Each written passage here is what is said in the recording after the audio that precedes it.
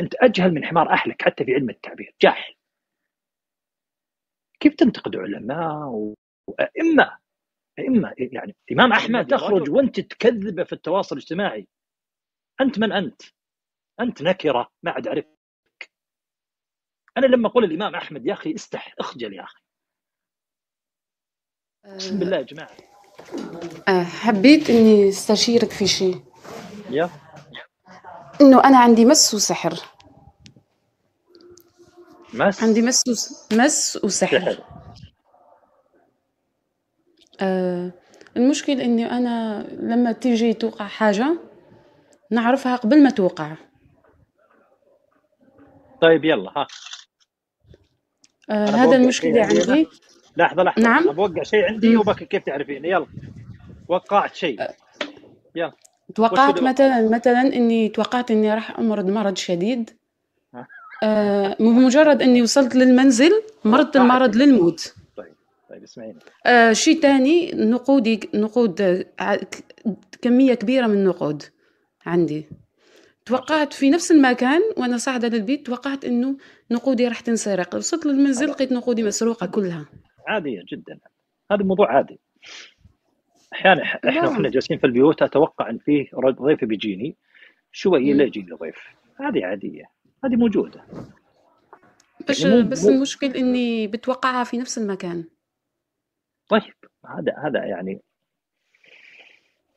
هذا حدس مم. يقع في صدر المؤمن، عادي جدا. مم. لكن أنا ودي وش اللي عندك علشان نشوف. عندي مس وسحر. طيب مس، وين المس عندك الآن؟ موجود؟ ايه نسأله ايه. نعم. نسأله نسأله. كيف؟ أنت المس الآن يسمعني؟ لا، أنا رقيت عند الراقي ويعني طلع. إيدي تتحرك. لا، ما زال هو أصلا هو ما يتكلم مع المس، فقط يرقي جلسات متكررة. طيب يعني تحركت صعب جدا. إيدي. مهم. السحر يعني كيف عرفت تحركت انك إيدي تحلوا كيف أصابع إيديا. كيف عرفت انك مسحوره؟ بس اعطيني كيف عرفت انك مسحوره. كيف عرفت إني أنا يا مسحورة؟ بدأت القصة في منام شفته، إنه رجل لابس أبيض في المنام إجا خبرني إني أنا مسحورة. أنا ما أخدت الموضوع بأهمية. مهم. مرت أيام أيام أيام، حسيت إنه المشاكل بطريقة غير عقلانية. أمرض مرض شديد أوصل للموت. نقودي تسرق طيب المشاكل. خلينا نشاور فهنا البث. رحت عند الراقي. خلينا نشاور مم. البث. لو رأيت انك مسحور، انك سحرت في المنام، وش تقولون يا البث في الشات؟ هل مم. نقول انكم مسحور صح ام ماذا؟ ام نقول المنامات مبنية على ماذا؟ دائما نكررها في بثوثنا، المنامات مبنية على ماذا؟ على الظن وليس اليقين. مم. معي وانا اخوك.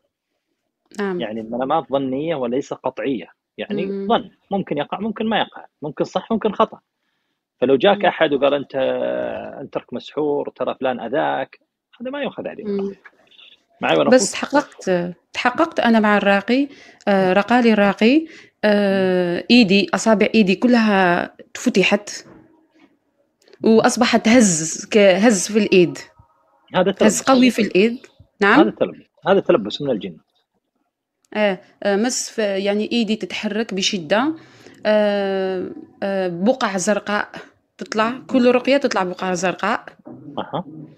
لما أحط رقية إنزال العارض من الرأس تطلع لي كأنه كرة في الجبهة.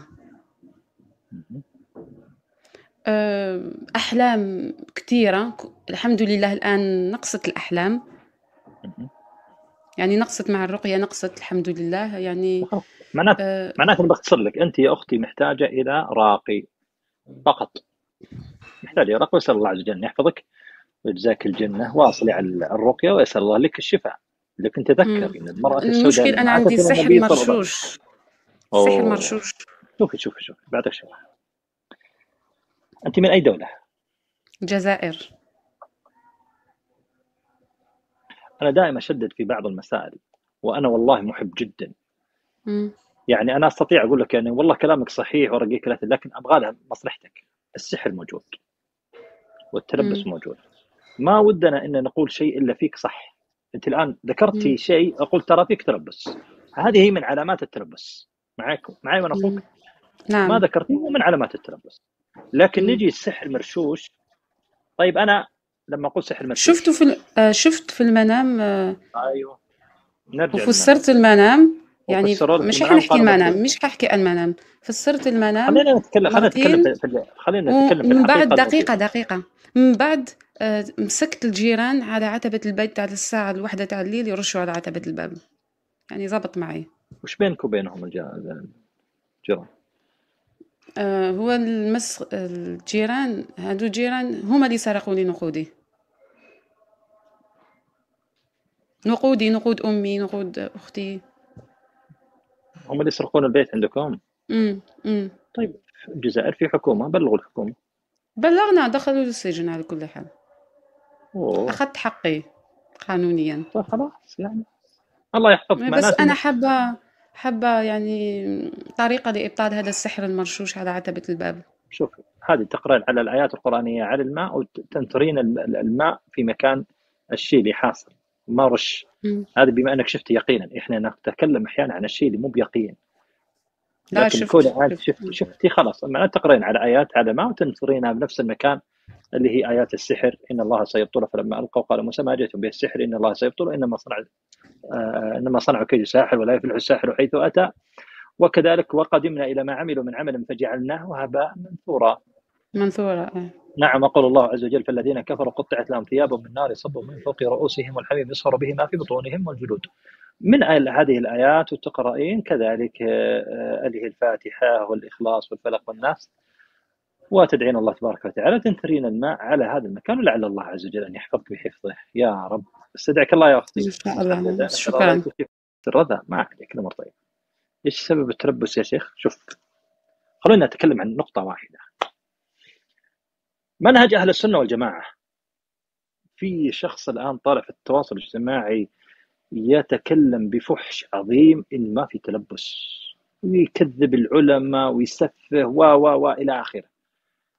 أهل السنة والجماعة يقولون على قولين: إن الجن يتلبس الإنسان، والقول الآخر ما في تلبس.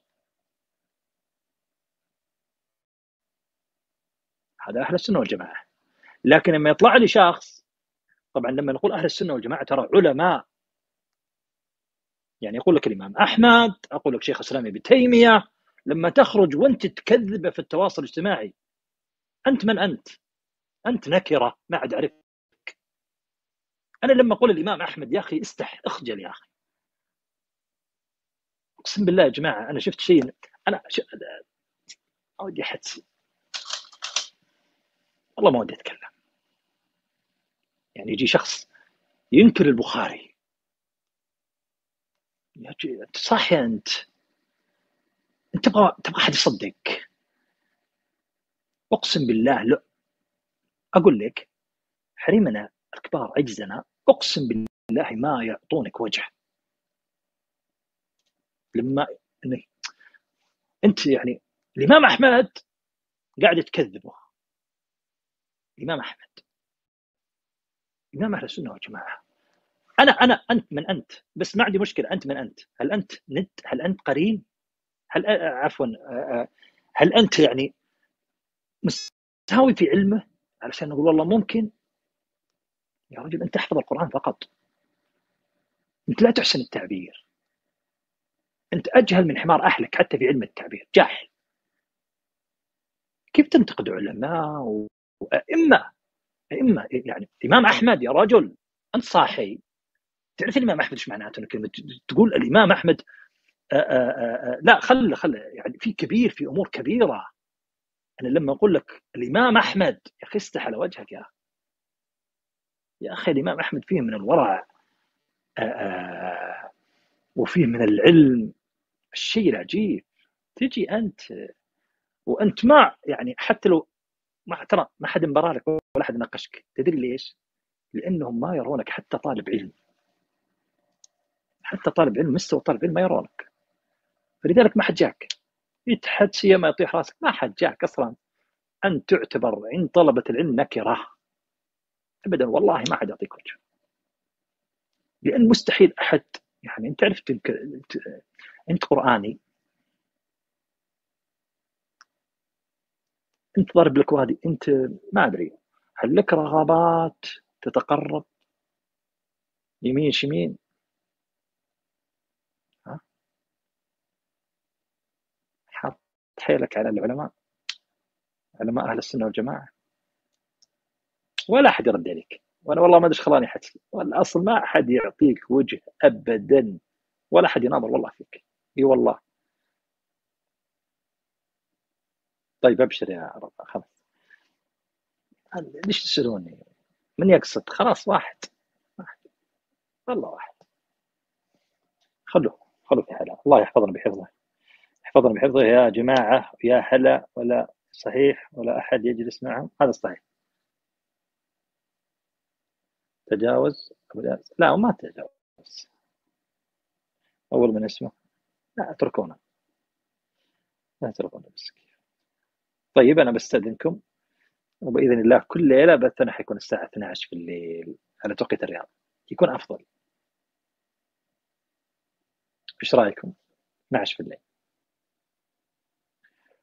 خلوني أدق على الرجال، أنا بالسير عليه وبطيب خاطره، والله إنه زعلان علي. الساعة عندنا دوامات يا شيخ، بس دوام والله صدق إنك صادق.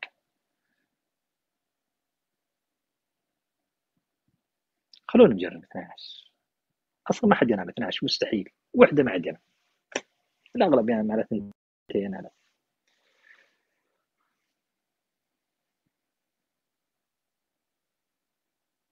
يلحقوا على البث اللي على أمريكا، يلحقوا على البث. ما في تعليق اليوم. رحيل، اسمك رحيل. طيب، يا مرحبا فيكم. نقول إن شاء الله الفجر أحلى، ما في مشاكل أسرية الفجر. خلونا ننام، نقرأ وننام. يعني ننام على مشاكل أسرية؟ ما يجي. أنا قلبتها ترى المشاكل الأسرية، بس بعد الفجر يا رجال ننام على خلافات ومشاكل. خلنا الساعة 10 وبعدها نصلي ونقرأ قرآن ونحس الطمأنينة ونحط رؤوسنا وننام. أما نبدأ يعني لا بغينا ننام المشاكل الأسرية فأحس أنها متعبة حقيقة. كم عمرك يا شيخ؟ 48 سنة، بلغنا من العمر خلاص.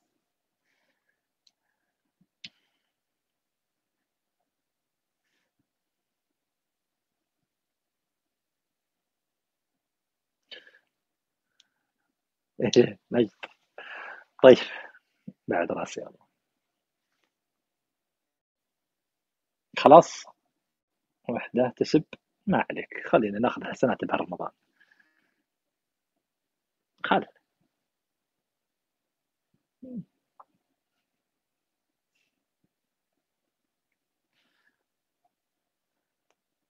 أمواج تسب وش يس؟ أنا الظاهر بحط في مجموعة معي فلانية بخليهم كلهم مشرفين وقتل. واحدة اسمها، وين اسمها أمواج؟ نطلع حق. تعال يا أمواج، اكتبي نطلع. ليش تسبين؟ تعال، تعال. تبي ندعي عليك، تبي ندعي عليك. وين أمواج؟ ليتك تحس تم تعطينا، ليش لا تعطونا؟ لا تكفون، لا تعطون أحد مشرفين، لا تعطون أحد حتى الحدسي ولا خاطر يبي يطلع ويحدسي يجي أطلع.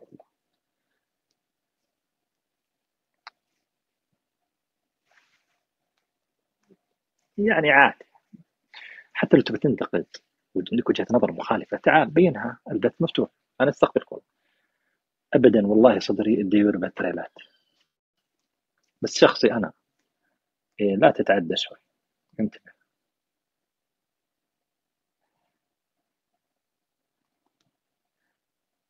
أصبح عندنا مناعة من السوشيال ميديا. كم اللايف الحين؟ غير أنه منكشف. كم اللايف؟ لايف 1000. والله إني أقدر أخليها 10,000. أنا أحلف بقدر أخليه 1000.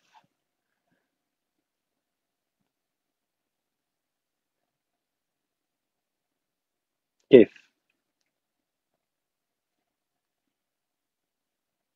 أمتلك أدوات الإثارة. أمتلك. لا مو سحر.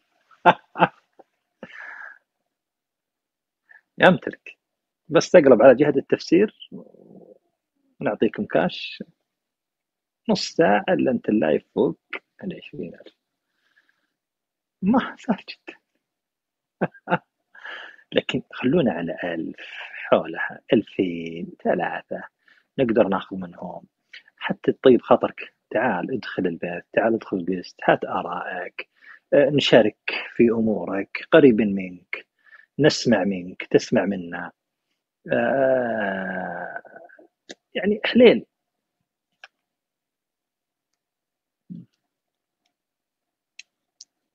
متى تبدأ التفسير؟ بأي وقت؟ في غزلة عندي بس غزلة زهرانية، عنزي ممكن تجيني غزلة زهرانية بأي وقت أقول لك حولنا.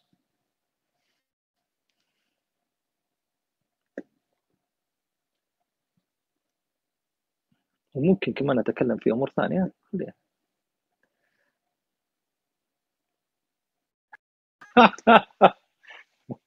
يا رب يسرها. طيب أنا بستأذنكم والله، في رجال بطيب خاطره، ليتك تخلط والله، خلطنا مشكلة.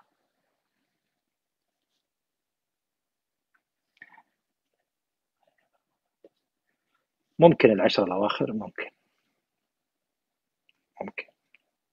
أشوف، بس خير الله.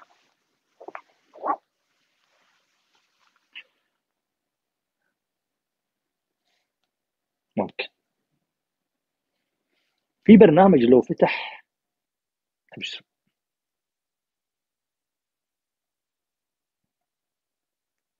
والأصل إنه فتح بداية رمضان، لكن خلوه يفتح لكم مني أول واحد يعلن عنها.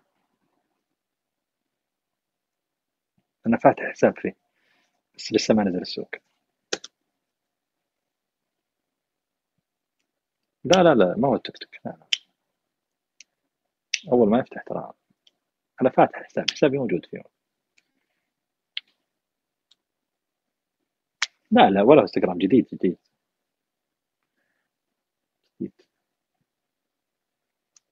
وهو سعودي. لمح لكم سكر، والله جتني الأوامر من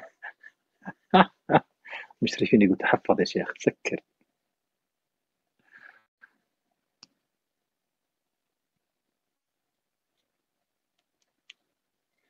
شوفوا بعلمكم حيكسر الدنيا،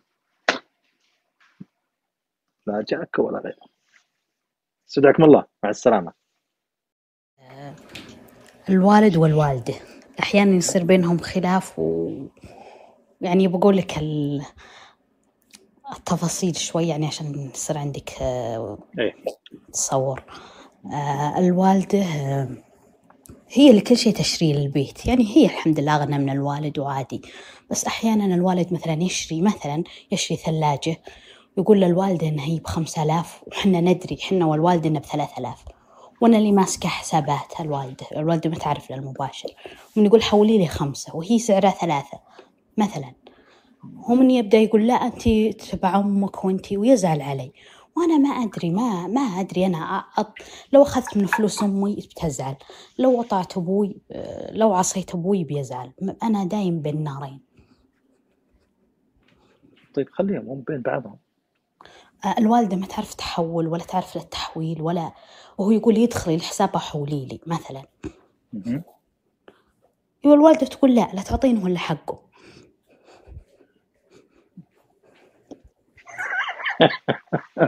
لا تعطينا إلا حقه، هذا ما نقدر نقول شيء أكثر من كذا. ومن يزعل علي يقول أنت مع أمك وما أدري وش. لا ما عليك، لا خليك مع المال، بما أنها استأمنتك في المال فلا تعطينها إلا ما أمرتك به. صحيح، بس هو يقول لا أنتم شوفوا، يعني يبدأ يجيب إن هذا مثلا، يبدأ يعني يحاول يعني إنه يقنع عن إنه هو متكلف أكثر وإن هذه زين مثلا. انت عدي حاول انك طيب فهمي الوالده، يعني الوالده تقدر تصبر ولا معي رافضه يعني تمشون لها لا الحين لا، يعني. رافضة فلوسها، يلا تجيب الشيء الضروري يعني، ما والله تدفع زيادة.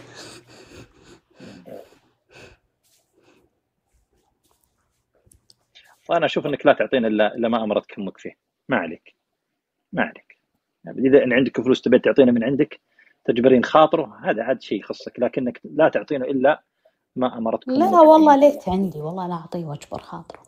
الله يسعدك، يرضى عليك ام محمد، لكني انا اشوف انه لا تعطيني الا ما امرتك فيه، والله يعين الله يعين الله يعين. كم عمر الوالد؟ غفر الله له. يمكن حول 60 سنة. 60؟ أي يلا العافيه يلا العافيه. إيه، طيب حول هو يعني شوي محتاج. ها أقول هو محتاج يعني. يعني الله يعينه. انت كلمي الوالد اذا كان يعني من سماحه خاطر يعني، وهي عارفه الوالده الموضوع يعني. عارفة الموضوع، بس والله يعني لا فلوسها تعطينا يلا للضرورة. لا تعطينا الا ما امرتك امك فيه، هذا حق طيب شرعي. سؤال ثاني خارج يعني عن ذا المخالف. لو الزوجة تقول زوجه تزوج، يعني أنا سامحت لك، ينقص يعني يزعل ولا يتضيح من عينه أو عادي؟ لا بس حتندم الزوجه. ليش؟ حتندم. انا انصحها ان لا تقول هذا القول. زين. يعني ام محمد لا تقولين لزوجك هذا القول، انا انصحك.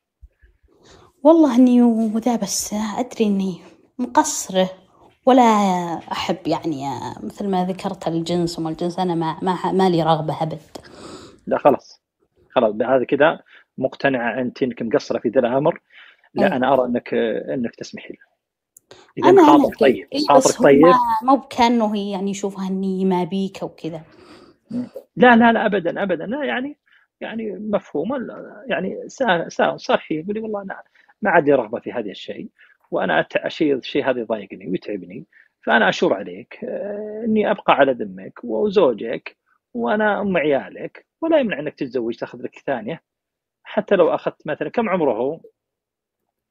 قريبة 40. 40 صغير. انا إيه. كنت اعتقد انه كبير شويه. لا صغير. لا صغير خلاص، انا انصح انه يتزوج.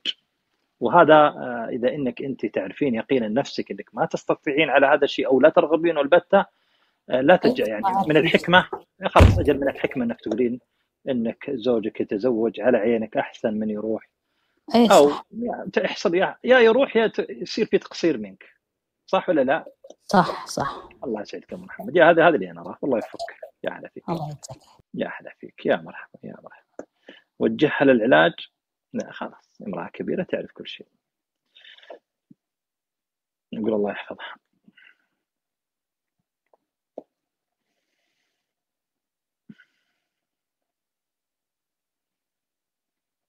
يا مرحبا، حياكم الله وبياكم.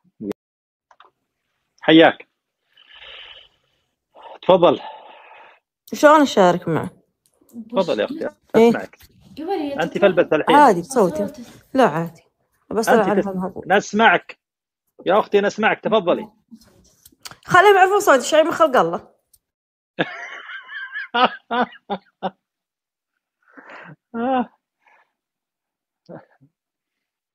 حياك. عليك، يعطيك العافية يا شيخ. يعافيك. مبروك عليك الشهر، واخيرا اني طلعت مع قست. عندي والله 3 حلوم حلمتها باسبوع، وبقولها لك بشكل مختصر.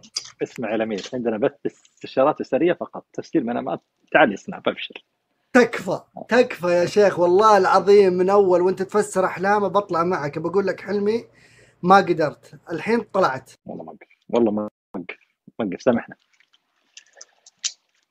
سامحنا على السبحه اللي ما انا كبرها عندي في البيت. الله يبارك فيك. بالخطا يا محمود، تراني ارسلت لك دعوه بالخطا يا محمود. ها حياك الله يا محمد، تفضل يا محمود. حياك الله. أنا بناقش يا شيخ، عندي مشكلة نفور بيني وبين زوجي. السبب؟ في أذى بيني وبينه. كم لك من زوج الله يحفظك؟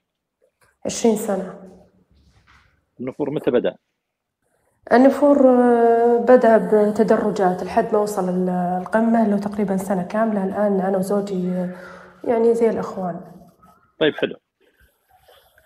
بعطيك شيء، أحيانا نقول النفور هذا أذى من أذى اللي هو أذى روحي، وأحيانا نقول الأذى لا مو أذى، تدرج. بما إن في تدرج يعطي إيحاءات إلى إن فيه تراكمات، في أخطاء، في تراكمات، في أشياء عدم قابلية، في تصرفات بين لا الطرفين. لا لا لا خليني لا الحين هو أعطيتيني، خليني تفضل أتكلم بس تفضل واسمع منك. النفور على أمرين. تفضل. النفور يجي على أمرين، يا مرض روحي وتلبس وأذى وإلى آخره، أو يجي على تراكمات، يعني تراكمات أخطاء من الزوج والزوجة، فتبدأ العلاقة تبدأ العلاقة حتى تجد أن الزوج والزوجة آخر الأيام يبعدون عن بعض تماما. فإحنا وش نقول دائما في هذه المراحل، إذا كان تدريجيا وفي أخطاء يجب على الزوج والزوجة أن يجلسوا مع بعضهم، وفي استراحة مطلقة في كل شيء ضايقك في الحياة وشفتيه تتخلصين منها في صدرك، تتكلمين فيه مع زوجك، وعلى زوجك الشيء اللي الحقيقة اللي ما يضر ولا يغير في حياة بيته ولا في شخصيته أن يبعد عنه. التراكمات هذه كارثة في الحياة الزوجية. هذا ملخص الفتور اللي أنت تمرين فيه. لا يا شيخ، هو مو فتور، هو بالمختصر الصريح ربط بيني أنا وياه، سحر. مصروف الرجل يعني بشكل مو بعادي. وقلت لك أنا التدريج اللي أنا كنت أستوعبه، يعني أول ما كنت أدري إنه في سحر، لحد ما هو السحر قديم بس ما اكتشفته إلا تقريبا قبل 3 سنوات. بديت أستوعب يعني الأشياء اللي تصير، الأفكار اللي يطرحها، الأشياء اللي يسويها، يعني حتى يتكلم أحيانا كلام يوحي إنه فيه هذا واضح. يقول أنت حاطه لي سلاسل، أنت مسوية أقفال، شوفي على رقبتي في سلسلة، أنت أتعبتين، أنت أرهقتين، أنا يهودي، مع العلم إنه حافظ لكتاب الله ولا تفوت كبيرة الإحرام، لكن ينطق بأشياء غريبة. طيب قرأ عليها أحد؟ إيه نقرأ، لكن ينفر، هو ما يبي الرقية نهائي. طيب شوف معناته أن الوصف اللي أنت ذكرتيه عندنا أمرين، يا أنه في تلبس حقيقة، يا أن زوجك يمر على مرض نفسي. طيب يا شيخ، أنا أرسلت له مستشارين نفسيين قالوا لا وضعه طبيعي جدا. وهل إذا كان مرض نفسي يكون بس مع زوجته؟ لأنه مع المجتمع جدا طبيعي، شخص طبيعي. أيوة أنا أعرف ناس أصلا متى يكون مثلا تطلع عليها الحاجات هذه، يسمونها البيئة الضاغطة، تطلع على بعض النساء في البيوت أكثر. إذا كان الرجل بيتوتي ما يطلع من بيته، تطلع عند الحالات مثلا عند النساء، تطلع عند السجناء، تطلع عند بيئة العمل الضاغطة.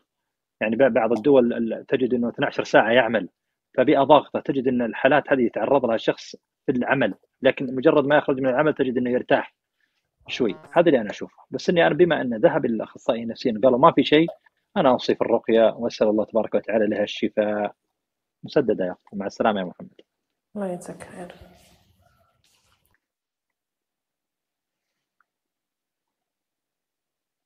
إيش رأيك نخلي بثنا الساعة 12؟ فضيلة الشيخ، أنا والله بس بدي يعني استشيرك باستشارة. سامحك. اللهم صل على النبي. اللهم صل على يا شيخ اللهم صل على النبي، أنا يعني بالأول أنا مغترب في تركيا بقالي تقريبا 8 سنوات، لكن بالفترة الأخيرة يعني صارت تضيق أموري يعني من جميع النواحي، من ناحية العمل ومن ناحية طبعا إنه البيت مثلا كل فترة، كل 2 3 أو 4 أشهر أغير بيت، والأبواب دائما أحسها مغلقة بوشي، مع أني الحمد لله يعني محافظ على صلاتي وثقتي بالله الحمد لله كبيرة، بس لكن دائما أوقات يعني أحس الإنسان إنه من كتر الهموم أو حتى يعني المصايب اللي تجي فوق بعضها تلاقي. وكمان يعني من الناحية المادية كمان انتقدت، يعني إنه ضاقت علي الأحوال. ما أوصيك بعرف والله يعني أوصيك بشد كيف. الرحال من منطقتك إلى منطقة أخرى أو من دولتك إلى دولة أخرى. اخرج ابحث عن رزقك. والله أوصيك بكثرة بصراحة يعني ما الاستغفار، عارفان شو كثرة أعمل. الاستغفار والدعاء والأعمال الصالحة، بإذن الله. هذا اللي أوصيك فيه، مع الدعاء مع الوالدين، خليهم يدعون لك، ووسع خاطرك. يعني لا تجعل الدنيا همك ويصير تصل مرحلة الاكتئاب والضيق النفسي، لا. وإذا شفت مثلا أنها ضاقت فيك في مكان وأنت ترى مكان أفضل انتقل له. والله أنا بنيتي بصراحة إني انتقل لغير دولة، بس لكن عم بنتظر حتى أموري القانونية كمان معسرة حاليا في لا بتتيسر تركيا. تتيسر مع الدعاء، تتيسر بحول الله وقوته، والأمور كل ما مالت بإذن تزين. الله. حبيب أخوك، حياك الله الفاروق مسدد. احنا في ليالي فاضلة، لا تنسى نفسك من الدعاء والإحسان إلى الناس والقرب إلى الله تبارك وتعالى. نقول اللهم بارك لهم. استشاريين أسريين يقدمون دورات مقابل مال. أنا ما أبغى منك شيء، كل بداية بثي حقدم لك بلاش، ولا أبغى منك إلا الدعاء. بمعنى الكلام اللي أطرح لك ترى دورات تؤخذ عليها مقابل مالي، اللي هي مسألة الاستشارات الأسرية. وبقول لكم بيوتنا تدار بماذا؟ بالخوف ولغة الأمر، كما إننا نرغب أن بيوتنا تدار بالاحترام والحب والمودة. حياكم الله. هذا عنوان بث أبو الياس اليوم.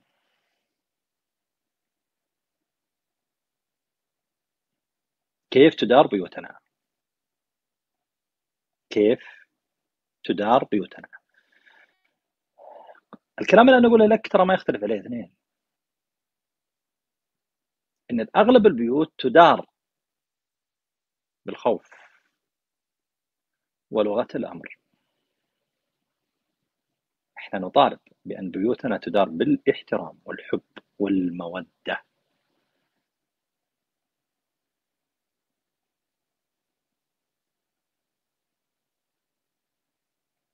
يقال إنها سمة في العرب.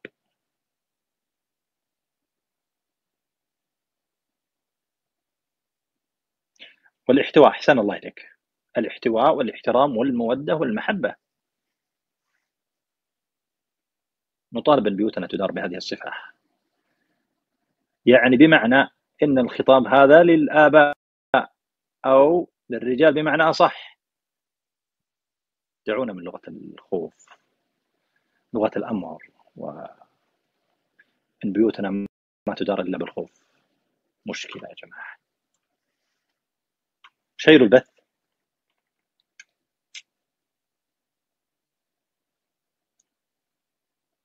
شيروا البث، الله يسعدكم.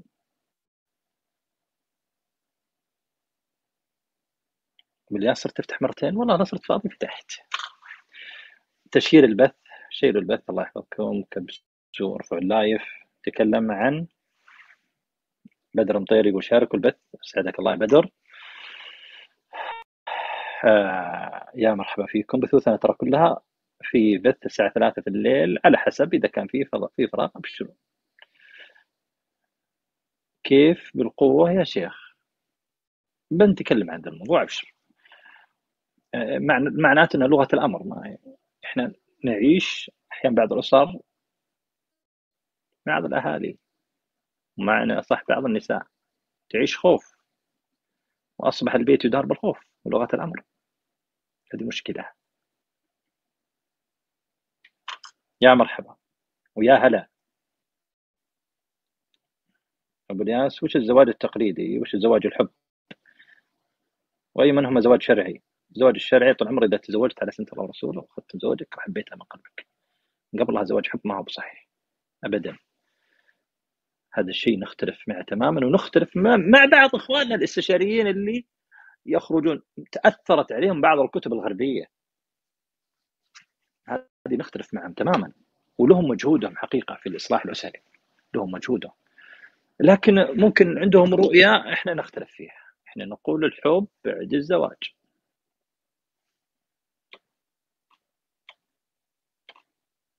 نقول الحب بعد إيش؟ بعد الزواج.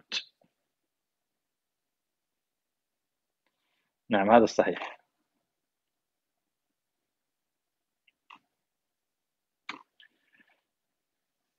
يا مرحبا ويا هلا فيكم.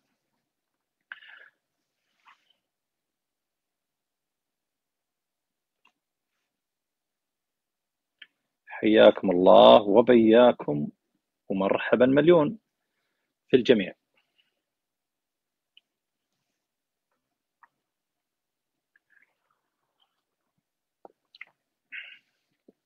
شوفوا جماعة،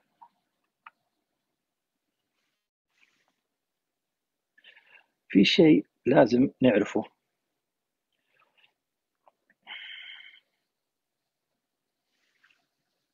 لازم نعرفه، اللي هو الحياة الزوجية قائمة على ماذا؟ على المودة وعلى الرحمة وعلى السكن بين الزوجين.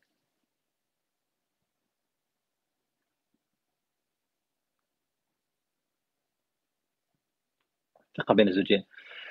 احنا تكلمنا عن الثقة. انا بقول لكم الرجال اللي معايا 3 صفات، واحدة منها تكفيك: الكرم والشجاعة والحكمة، وإذا جمعت ال3 فأنت شيخ ربعك. أعيد لك الخطاب للرجال: 3 صفات إذا كانت فيك الرجل، 3: الشجاعة والكرم والحكمة. إذا اجتمعت ال3 فيك يا الرجل، أنا أشوف أنك أنت شيخ ربعك وأنت داهيتهم.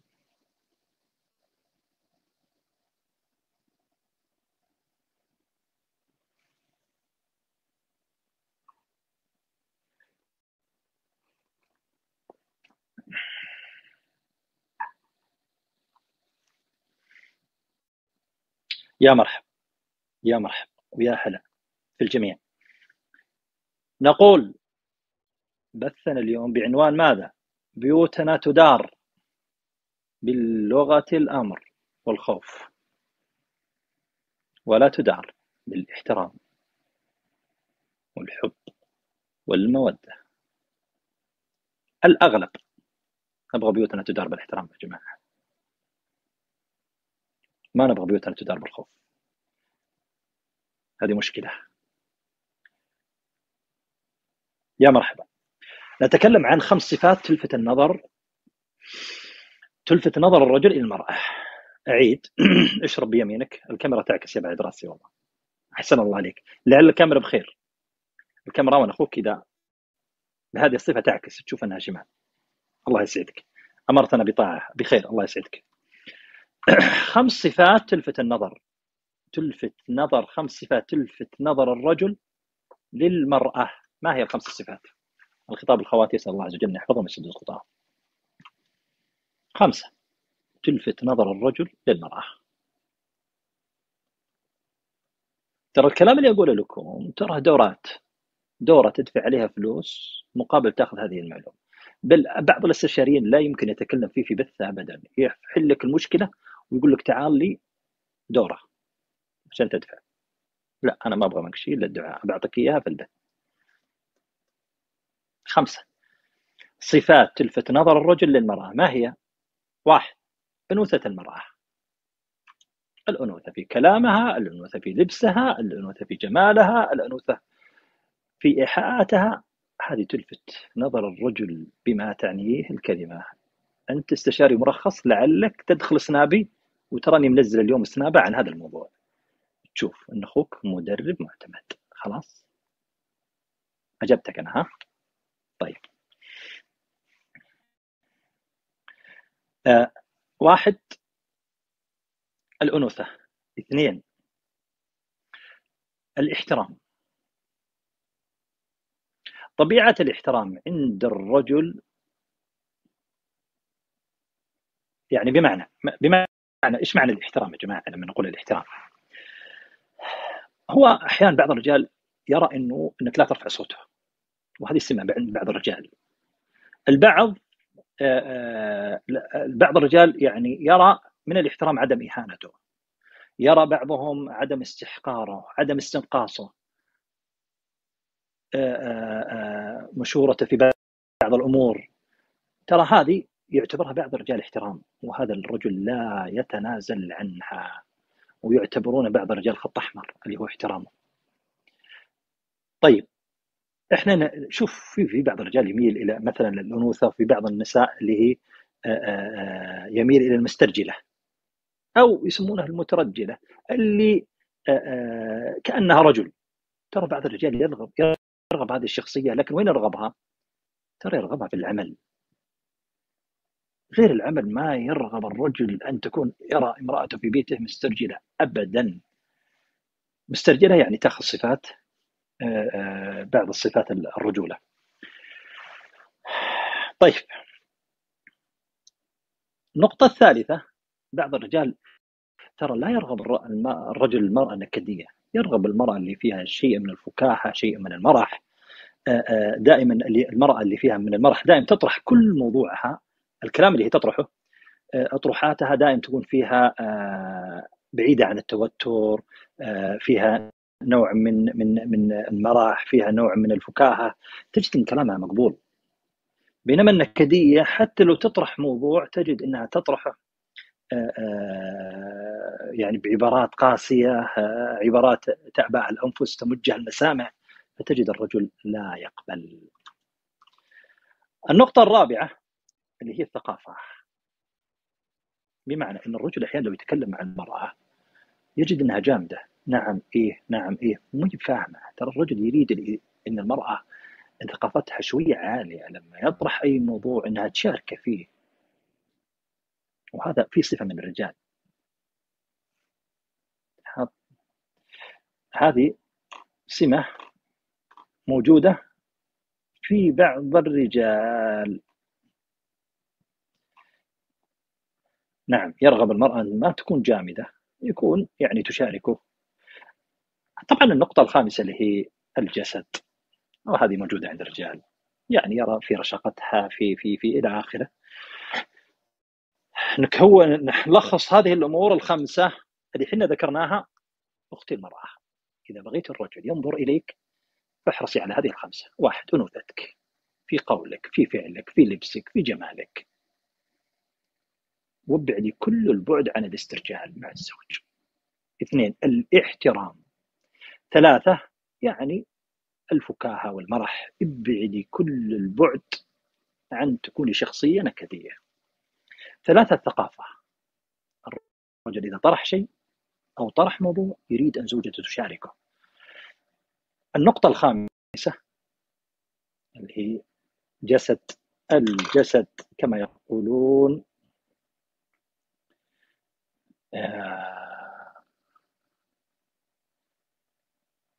الرشاقة إلى غيره. علماء الأخوة الاستشاريين هذا قولهم، وأنا والله بعد عن بعض الألفاظ، لكن هذا الأشياء التي تجعل الرجل ينظر إلى الزوجة. أعيد عنوان بثي اليوم، أقولها بملء فمي: بيوتنا أصبحت تدار بلغة الأمر ولغة الخوف، أو بمعنى أن بيوتنا تدار بلغة الأمر والخوف. نبغى الرجال يديرون بيوتهم بالاحترام والمودة والمحبة.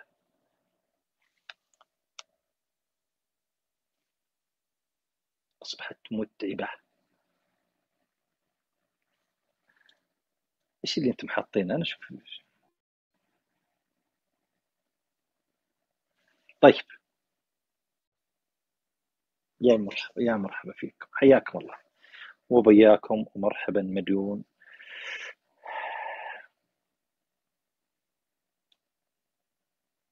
نبى مواضيع ثقة في الرجال. شو بعطيك، أنا كثير يعني حضرت دورات كثيرة في الاستشارات. بعض المدربين كانوا يكلمون يقول البعض، والله هم قليل حقيقة، إن أغلب الطلاقات من المرأة، بل بعض منهم بالغ حتى قال 90% أو 80%. أنا أرى عكس ذلك.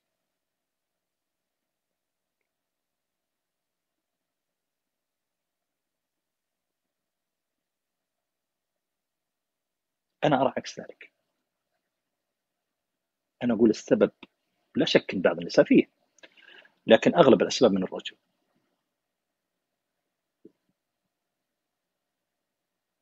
الأنوثة فطرة، نعم صحيح، لكن بعض منهم ترى تجهل هذه الفطرة أو تغيب عنها أو ما هي مثقفة.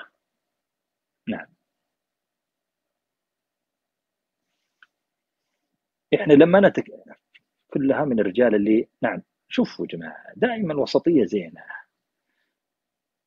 مشكلتي مسترجلة، هذه مشكلة.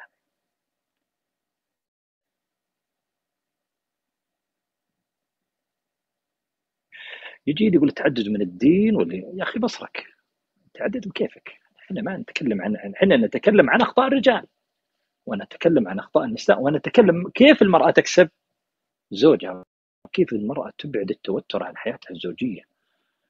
المرأة لما تعيش أنوثتها الحقيقية أبعدت التوتر عن المنزل، كما أن الرجل إذا دخل وهو شخصية محبوبة، يعني حتى بعض من الاستشاريين ماذا يقول أول ما يدخل الرجل إذا حضن زوجته أو قبلها أو سلم عليها أو أسمعها من الكلام السار، تجد إن البيت يعني ينتشي فرح. بينما إذا دخل عابس البيت كله يتكهرب، البيت يعيش رعب. حتى آخر شيء تجد إن الأبناء والبنات يرغبون متى يطلع بونا، بس حتى الزوجة تقول له طلع والله ارتحنا ريحنا، نطوله في البيت، شدوا حطوا نزلوا، لغة الأمر مستمرة. تعبتنا يا جماعة. نبغى بيوتنا تدار بالاحترام، نبغى بيوتنا تدار بالمودة بالمحبة. خلاص أصبحت سمة حقيقة، سمة أصبح بيوتنا فيها لغة الأمر ولغة الخوف. لا، استشارات أسرية، يعني احنا نتكلم عن استشارات أسرية. الاستشارات المالية حفظك الباري مي عندنا، فحياكم الله وإياكم. حدثتها طيب، يا مرحبا فيكم ويا هلا في الجميع.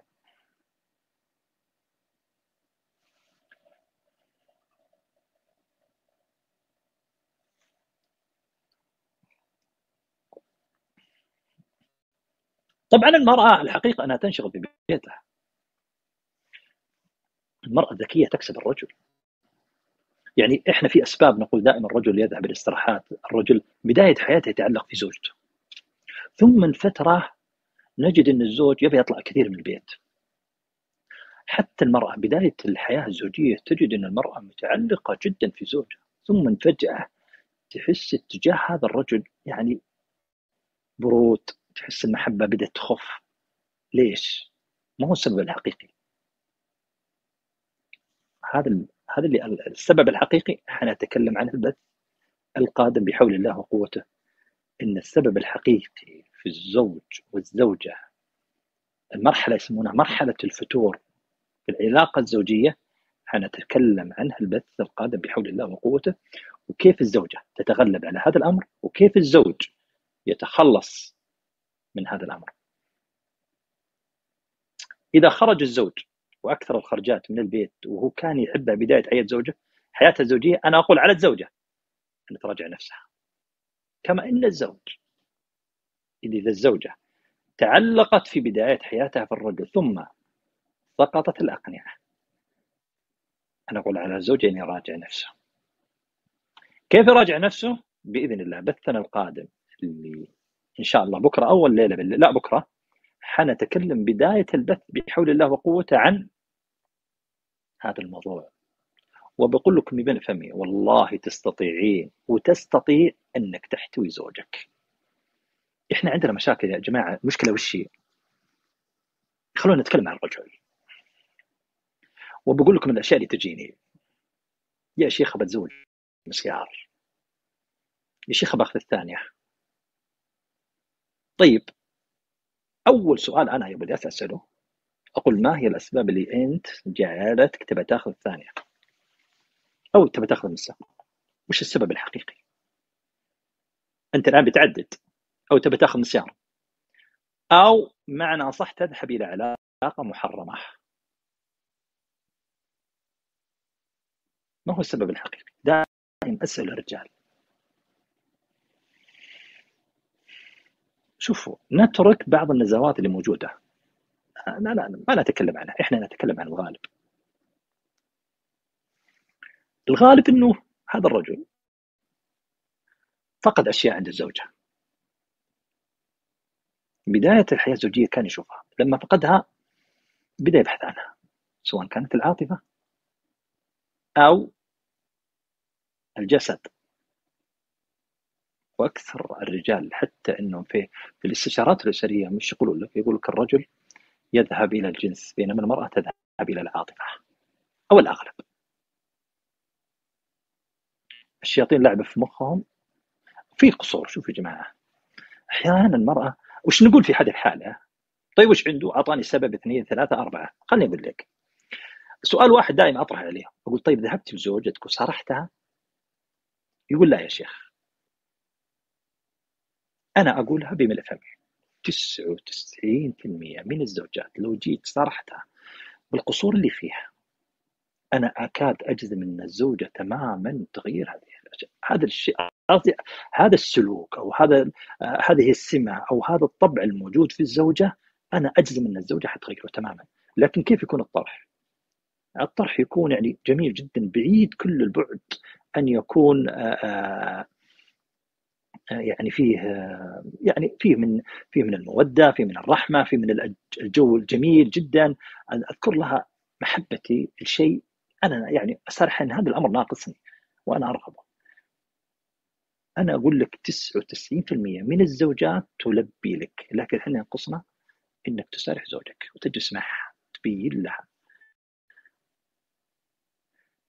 يخبون مشاعرهم، هذه مشكلتنا.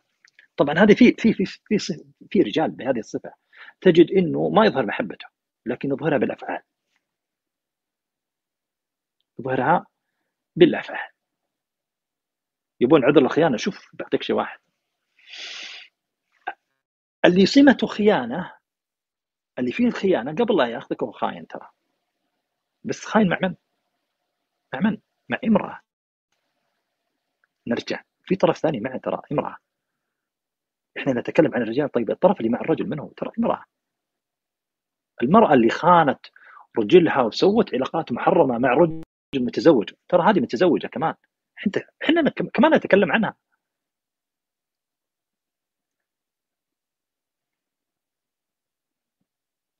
طبعا مشكلة اللي تكتب زوجي عنده ضعف جنسي، طبعا هذه شوف الرجل لما تجي عند فحولته وتجي عند رجولته يأبى ويحاول إنه ما يرغب إنه يظهر هذا، يعني يعتقد إنه عيب وإنه انكسار فيه. لا، ترى الطب الآن موجود ومتطور ويستطيع الرجل يغير، ويستطيع الرجل أن يعالج نفسه. هذه موجودة. وسارح زوجك ما فيها شيء. أنا ما أعرف فيها شيء إن الرجل إذا بلغ من السن وكبر إنه يجلس مع زوجته يسارح، يكون بينهم الصراحة المطلقة. يا أخي هذه شريكة حياتك، ترى اعلم يقينا زوجك يقدرك في كل المراحل. لكن لما يكون عندك نقص أو عيب، ثم تبدأ أنت بماذا؟ بصنع الخلافات والمشاكل بحيث أن عيبك ذا لا أحد يعلمه، أو ما هو يعني ما يرى، أو تكابر ما تبى تعترف فيه. دي من البث وين دي هذه؟ ما تشوف ترى مشرفين ما معنى لهم مشرفين. وين هذه؟